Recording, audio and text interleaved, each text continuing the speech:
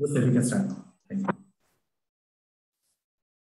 Yes, sir, we can start now. Thank you. Hello, good afternoon, everyone, and welcome to this special edition of Startup Buzz, where Ravi Sabnavis, my good friend, is going to moderate a session on a very interesting and topical topic, startup to an IPO. Who doesn't want an IPO? Founders love IPO. VCs, investors like me, really love IPO. Investors are wanting new age companies to do an IPO. So everyone wants an IPO, but the road to IPO is obviously has all its share of issues and challenges. To discuss all this and more, we have Suraj here. Suraj has a fascinating profile, and I'm just going to read a couple of lines from that. He's one of the co-founders of Delhivery, which has recently done an IPO. And of course, he will share all his thoughts with Ravi. He holds a bachelor's degree in technology from IIT Bombay. He was earlier associated with consulting companies, ICICI Lombard.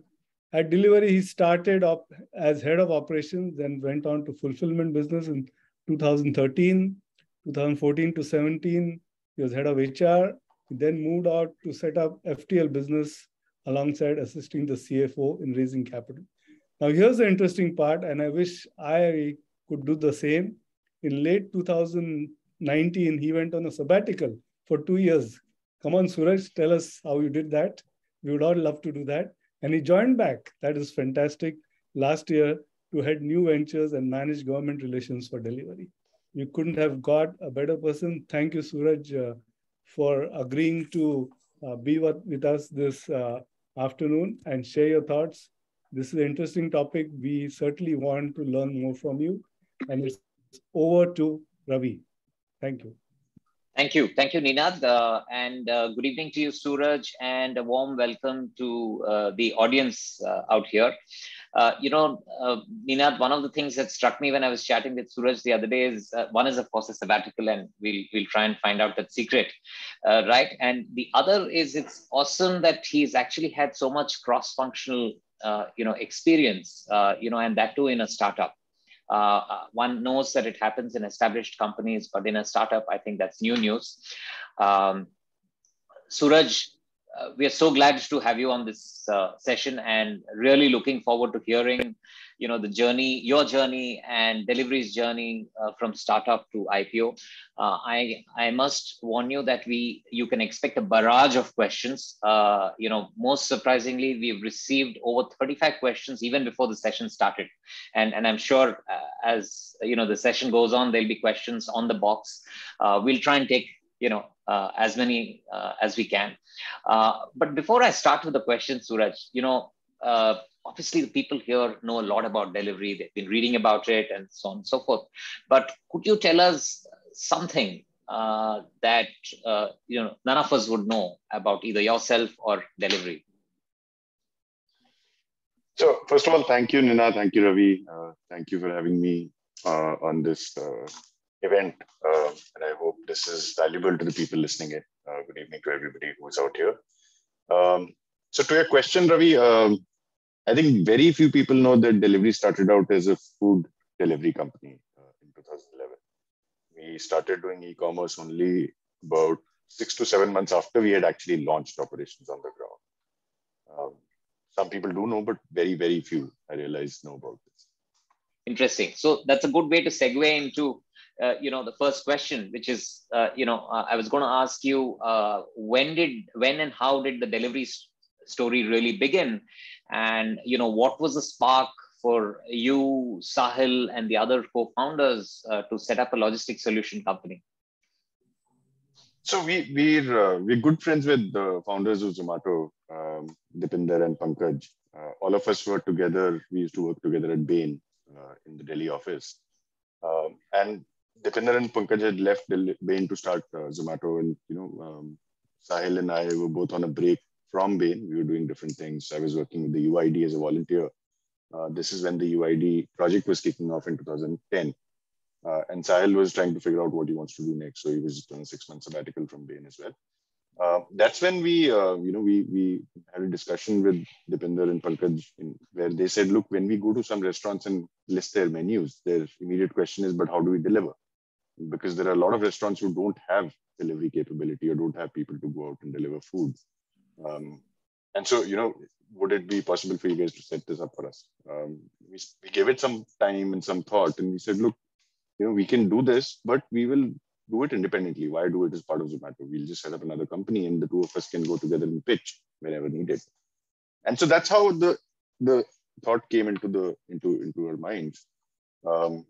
However, very quickly after we had started this, we realized that, food delivery as a business is needed very heavily during lunch and dinner hours. And the people we used to employ would sit idle in between. To fill that time, we started working with a few e-commerce companies out of Gurgaon. And this was early days, this was the time in 2011 when people were beginning to start funding e-commerce companies. Flipkart had raised funding about a year before we started. There was Snapdeal, there was Let's Buy, Urban Touch. A lot of these companies, HealthCart, which is 1mg today, these are the companies that had raised funds back then. And so, one thing was becoming very clear that India is going to become a huge market for e-commerce in the years to come. However, when we started working with these e-commerce companies, we realized that the biggest pain point for all of them was actually logistics. And so that was the tipping point, and where we decided that we're going to shut down the food delivery business for the moment and focus on creating a specialized logistics solution for the e-commerce industry, because that's the only way it can grow the way all VCs and the funds are betting on the industry. And so, we did food delivery for about 3 months, started out e-commerce, post that, continued to service some of the restaurants till they built out their own capability for delivering food for about another 3-4 months. Post which we completely shut down food delivery and we focused purely on e-commerce as a business. So long story, but I think the context was important. And I think one of the points that I keep making when I tell this story is that, look, we started out with a different business plan, and today we are in a different industry. And I think that transition, or that being aware of what is more critical and what is going to get you, more value in the long run, is important at every stage of the company. So if you have to switch a business plan or pivot, I think you should be open to doing that as a team of founders. Absolutely. I think that's a big point, that, if you need to repivot, then you must. And probably it might take a few months to realize that. If I were to jump into, take that leap into the IPO side, next question is, at what stage did you all decide to take the IPO route? So, if you can tell us something about the lead up from the time you decided to IPO to May 22, when the IPO actually happened. Right. So I think, Ravi, as we've grown in the e-commerce space as a specialized logistics player, we've realized that, there are obviously the largest two players in this market, Amazon and Flipkart. Both of them work with us, right?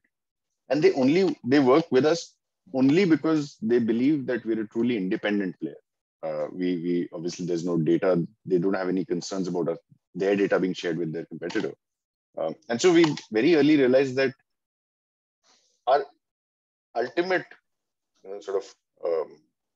direction for us will be an IPO. It cannot be an acquisition by either of these players. It cannot be an acquisition by any other logistics company, because nobody in India was that large or is that large. Right? So the ultimate direction was clear long ago. I think probably by about 2014-15, we were clear that the IPO will be our natural route. However, we had started preparing for the IPO in 2017-18, end 17, early 18. We had actually finalized bankers. We had gone through the process of banker selection, had a lot of these bankers come and pitch to us. We started talking to lawyers and finalized law firms who would help us do the IPO. And then, SoftBank came along and they said, look, we would like to invest. So we had already started these IPO conversations and IPO work. And I was leading that effort along with our then CFO, Ajit. I'd moved into this role because we understood that this is going to require a lot of heavy lifting while we tried to take the company public. And SoftBank reached out and said, look, while you want to do an IPO and all that is great, but we do like this sector in India and we want to put money behind this. And obviously you are one of the largest players, so we would want to discuss this. That's when we stepped back and said, look, if SoftBank wants to invest, I think we should seriously consider this. IPO obviously is the ultimate route that we will take, but that can happen maybe 2 or 3 years later, which is exactly what has happened. So, we went into discussions with SoftBank, closed that round. And again, now, we reached that point where we said, look,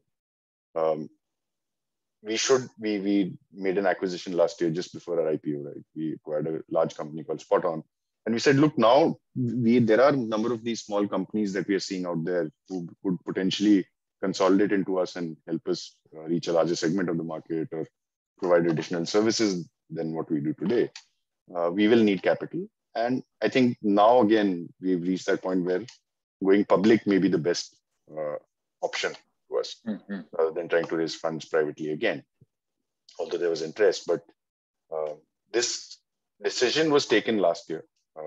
It took us about almost a good 12 months before we could actually go out and list. There was a delay also because of how the market started behaving in January, February, which is when we were originally planning to go public. And so we held up and we said, look, we will just hold on and see how the markets react. That volatility continued, but we went ahead and listed in May, finally this year. Right. And I'm going to ask you a question a little later about something that you just said. But before that, if you look at Delhivery's own debut on the stock market, it's been relatively smooth. On the other hand, you have had a few others, over the past several months where, the debut has not been so smooth. And do you think, my question to you is, do you think these folks could have done things differently, given your own smooth debut? So I think, look, I think when the first set of new age tech companies started going public late last year, around the same time, the markets did not really understand those business models very well, right? It was, what happened was exactly what's happening on the marketing front by these companies. So the investors, including the retail investors, bought into a story that they did not fully understand. And hence, when the companies listed and went public, as soon as people started understanding those businesses better, I think the stocks started crashing. That's what has happened. Also, the whole global financial meltdown has caused a lot of the heartburn in the last 3-4 months. So, when, like I said earlier, we were originally planning to go public in Jan-Feb of this year. We were looking at a much higher listing price at that point. But as soon as the markets corrected, we went back and said, look, we have to be let's not do this at a price which doesn't make sense in the current market scenario. And so, if we have to revise it lower, let's revise it lower and go. And so we went with a listing price which we felt was appropriate for the market conditions. And that has helped us sort of stay afloat and stay up from there on. And I think, so the one thing that they could have done maybe was to have priced it better, not been so aggressive at the time of listing, because if there is value that the company is bringing to shareholders, it'll go up in terms of the stock value over time. And that's what we believe in. And you don't need to list higher to say that you've done a good job. You list at the right price and go up from there. That's a good job done. Right. Job well done. So that's the only thing probably they could have done. Right. No, that was very prudent of you folks to have done that in terms of the pricing. But talking about the investment climate in India, Suraj, what's your assessment of it? Do you think winter has descended?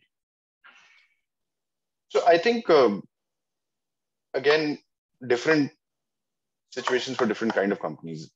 For early stage companies, I don't think winter is descended. There are funds out there who are willing to put in money. There are angel investors who are looking to put in money. I think if you're a mid-sized company today and there is the path to profitability is not very clear, you will face a difficult time in raising money. Overall, I don't think it's the kind of winter we've experienced in 2014, 15, around that time. It is tread cautiously, if I could say, but not a complete winter in terms of it. Right. And before I go to the next question, a quick message to people who are on this session. Please send in your questions. You can type them in the box and I'll pick them up. And thank you for having sent some of the questions in advance, and I'm going to take them up soon. But you can keep sending your questions across. Suraj, over the last few months, one has been reading about governance issues at startups, especially mid-sized and startups which have obviously established themselves over a period of time. My question to you is, do you think this is a result of startups rapidly scaling up without putting in place necessary systems and processes? Or is it perhaps just a scant respect for them? I think it's more the former. We've had these phases where we did not really have time to sit down and put the governance processes in place. This was early days. We had limited resources. There was a lot to do on the business side. But I think governance is extremely important. So, if you're in that phase where today you're not being able to put those right controls in place, take a pause in 2 or 3 months and make sure you do that. Because, even if you're trying to raise money privately or you're trying to go public, that is one of the things that today most investors will diligence on, and in terms of how well you are governed. So I don't think it's a disregard for governance so much. It's just that they're rapidly scaling up and they don't have any time, perhaps. Yes. And then so the advice is that, if you're in a rapid scale-up phase, once you're done with that, so a quarter, 2 quarters, sit down, stop, take a pause, make sure all your controls come back are in place before you again go on to a rapid growth phase. So, Suraj, I have a very interesting question here. And there are many, but this one struck me because it's a short question. It just says, how not to start up? How not to start up? Don't start up because somebody else is doing something that you also would like to do. I think you start up only because you believe that what you are starting up will become valuable at some point. Absolutely. Thank you. And I think Ravi, there is a lot of this peer pressure where I meet a lot of these, young people who are saying, I want to start up, I want to do something of my own. And the moment you ask them, what do you want to do? They don't have an answer. Right? So I think I want to start up should not be the reason to start. There is this problem that I want to solve should be the reason for you to start. Yes. Actually, again, this is for our audience. If you are sure about what the problem that you're solving, what is the consumer need that exists, I think that's very important. Yeah. Because finally, your product or service has to revolve around that. Absolutely. Absolutely. And I think one other question which is related to, moving from a startup to an IPO is, and I think the question really means is at what revenue, my interpretation of the question is what's the ideal revenue should one be at when you're looking at IPOing? It says how to work on the revenue to reach the IPO, but I think what this person means is at what level do you know that you're ready for an IPO? I don't think revenue is the right indicator or profitability is the right indicator of when you're ready to IPO. I think that the indicators that you're ready to IPO are basically, what business you're running and you don't need to do too many experiments, because once you're a public company, experimenting too much becomes a little difficult. There are retail investors there too that you have to explain to in terms of why you're doing certain things. So when you've reached a relative maturity in your business is when you should IPO. Before you IPO, you need to have good governance practices in place, right? You need to make sure you're able to do your quarterly results to your existing board members, have the right independent board members, have the right committees in place before you actually go out to IPO. going public actually is a lot more work than what you would have if you're a private company. So make sure you're ready to do the extra work that it comes in with being a public company. Right. I want to go back to a point that you just made a couple of minutes ago about, don't just start up because of peer pressure, but, is there a problem that you can solve? And the question for you is, how do you see Delhivery's own service offering to be different from other logistics companies? So at the time you started, what differentiated you? Or what did you do to differentiate yourself? So when we started, if you recall early e-commerce days, 2010-11, one of the biggest drivers for e-commerce uptake in India has been cash on delivery. Having that option where the consumer would pay cash at the time of delivery instilled the confidence in consumers to start exploring this channel for shopping, right? Now, if you also recall a little, before that, we've all as kids received parcels from our parents while we were in boarding schools, or we've sent parcels to our relatives. There was no cash involved, right? It was just a parcel gift being sent from one person to another. And so the existing logistics players of the time when e-commerce was taking off did not know how to handle cash or reconcile cash or remit cash back. And so that was the biggest problem when if you recall when I was describing the story, that e-commerce companies found logistics to be their biggest issue in the early days. It was because of COD. It was because of COD, cash on delivery reconciliation, and lack of visibility. So they would not know. So if I were a shipper in those days, if I would send something through any logistics company, I would not know when will it get delivered and when will I get the cash back. And that not having visibility into your working capital cycles allows for very little room to expand.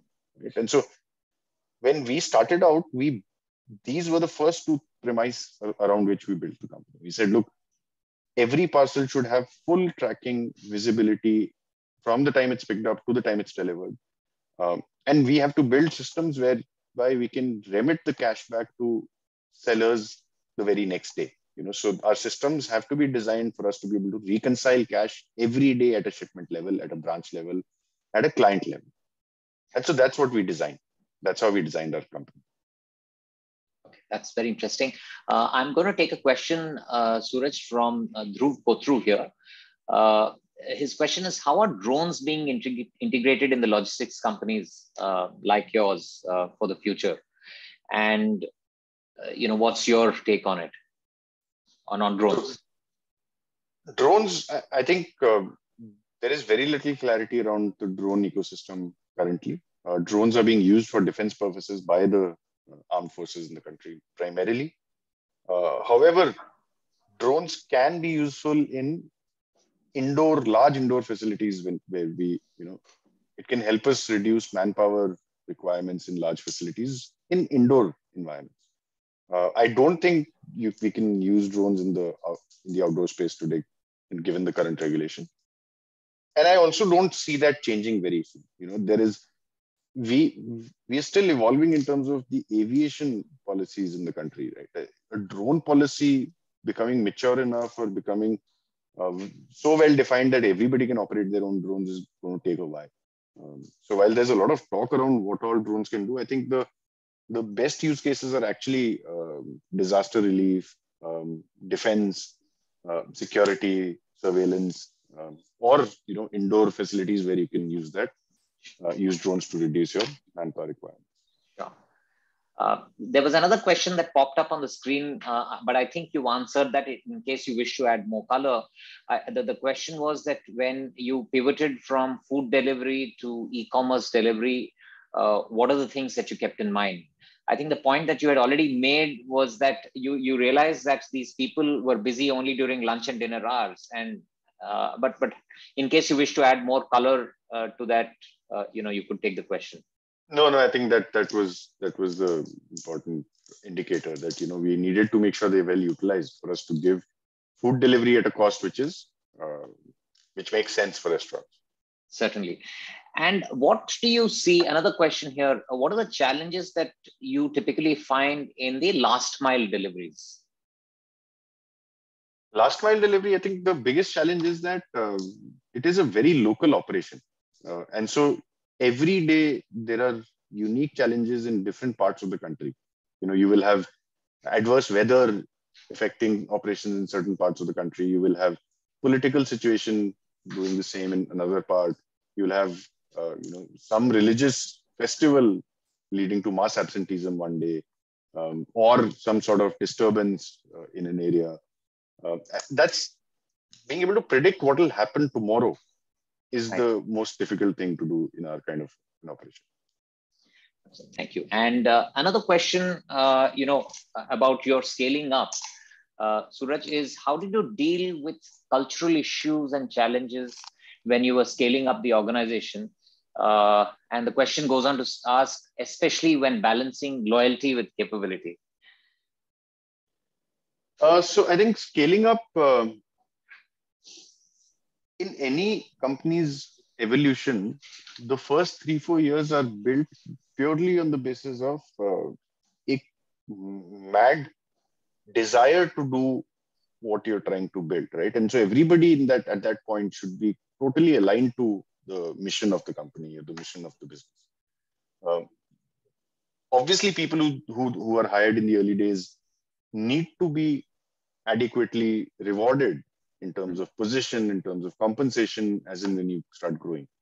However, there comes a point where for you to grow further, you need experienced hands to come in and support the growth from there on. In our case, it was around the 2014-15 when we started hiring people from the outside for mid to senior levels.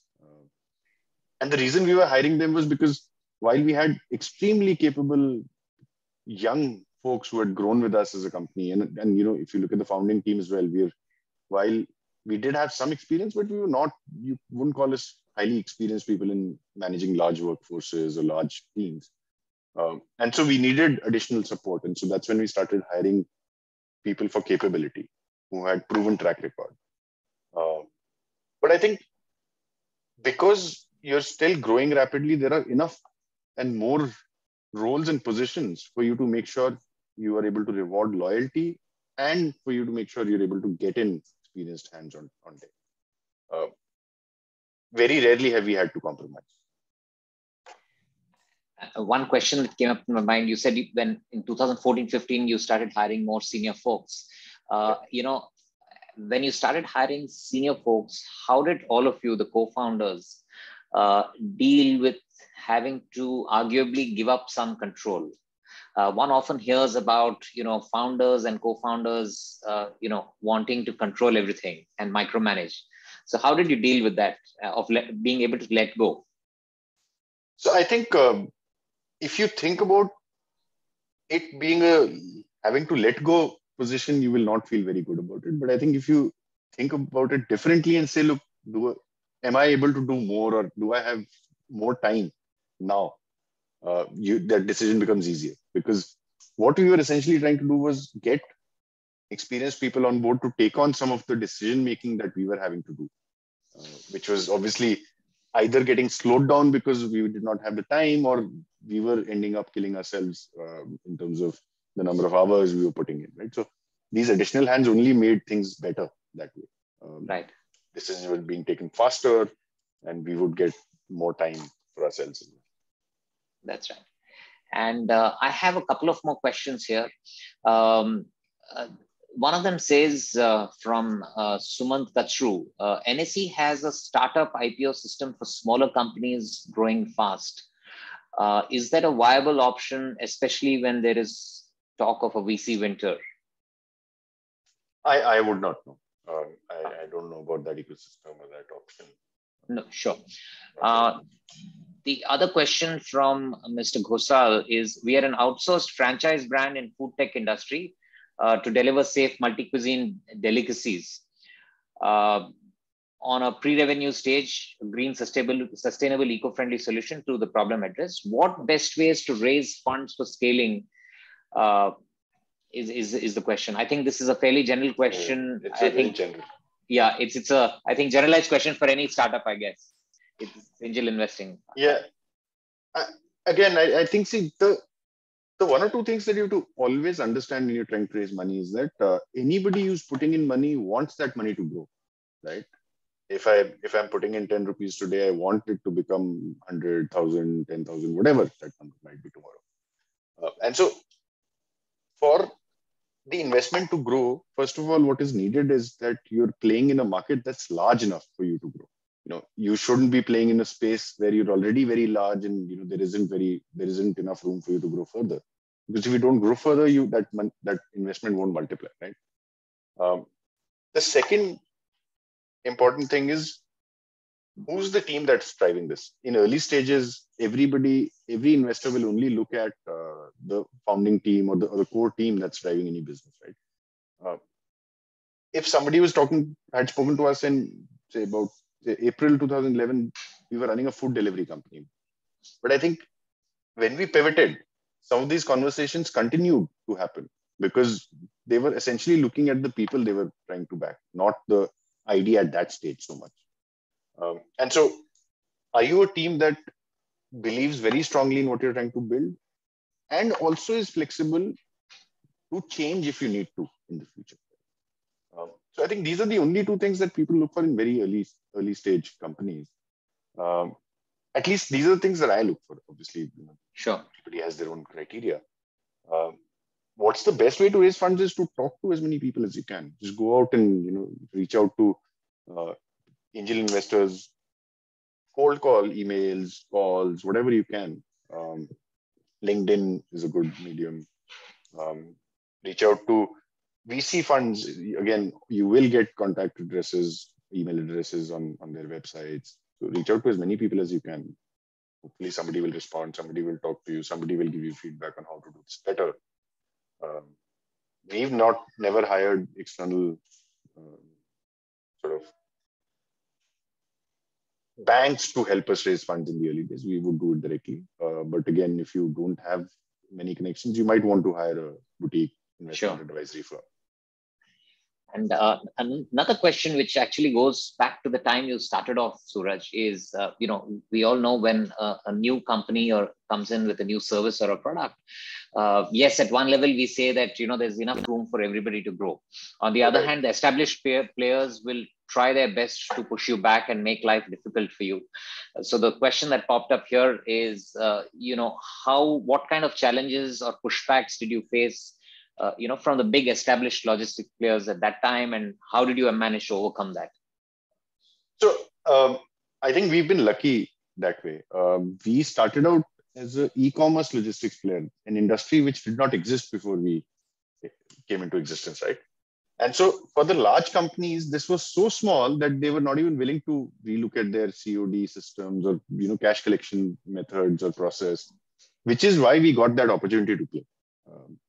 And by the time they realized that this is going to become very, very large, we were already a formidable player in this industry. Okay. So we've never had that kind of pressure from the established players. I think we've defined how e-commerce logistics happen in India over the years. And which therefore leads me to my next question. You just mentioned that when you started with e-commerce deliveries, and I think even food deliveries were relatively new at that time. How do you see delivery? Where do you see delivery next? Now that the IPO has happened, what next for delivery? And the linked question is, much like you spotted a new opportunity in 2011-12, do you see any new opportunities from a logistics solution perspective? So what next is a very difficult question. I don't have the answer. I actually head new ventures and new businesses for the company. And that was my daughter. So I actually head new ventures, but what will become the next large business unit for us is something that is a little early for us to talk about. I think the way we expand is that if there are services that we offer, we try and extend those to newer clients. And once we've started working with the client, we try and see what new services can be offered. So we started out as an e-commerce focused logistics player in 2011. We started offering fulfillment services, which is warehousing services, in 2013. We started doing less than truckload bulk movements in 2016. Set up the FTL business, which is a full truckload movement, in 2018. Also started cross-border, which is movement from other countries to India and India to countries outside, in 2016-17. But all of these were started out as additional services for the clients that we were already working with. And so whenever we think about expansion, it is expanding and adding more service lines to service the existing clients. Or once we've started a service line, we start to look at newer clients that we can add by offering that service. So that's how we look at new businesses in general. I don't have the specific answer that you're looking for, Ravi, in terms of what will be the next big driver for us. Till it perhaps happens. Yeah, till it happens. And now that we're a public company, it is all the more difficult for me to tell you anything more than what I've just said. I think till the time we were private, we could talk more about what we are trying to do, what is in the pipeline. I think that becomes a little difficult now with us being public. So you have just led me to one more and my last question. And you just said that as long as you were private, you could talk more about your plans. And now that you're a public company, you can't. And the question to you is, whilst there is a high of IPOing, and in your case, a successful IPO, you've done well. On the other hand, does it sort of make you feel shackled? And especially in areas like what you just mentioned a minute ago. So I think there is a little bit of change that you will have to experience when you go public. I think that it does irritate you to begin with, and we're still in that the early phase where we're getting irritated by all of this.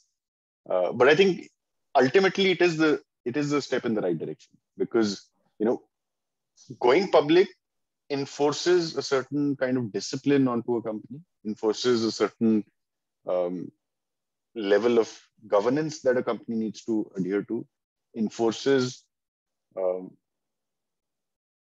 the accuracy of the plans that you make for your future, and the burden to meet them as closely as possible, exceed what you put out to the public. I think all of these are best practices in general. To run a company well, you need to have these in place. So ultimately, going public is the right thing for the company to do.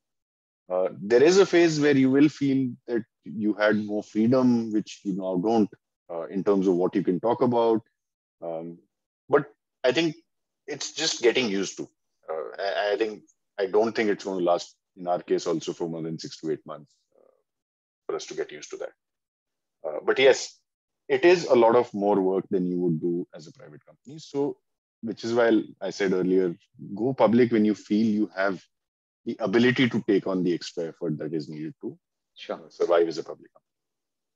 Suraj, thank you so much for being on this session. It's been a learning for me, and I'm sure our audience has enjoyed every moment of our interaction.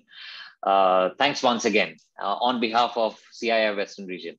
And thank you, audience, for all the questions that came in. Thank you, Ravi. Thank you, everyone. All the best. Thank you. Bye-bye. Thank you, Ravi. Thank you, Suraj. Thank you very much.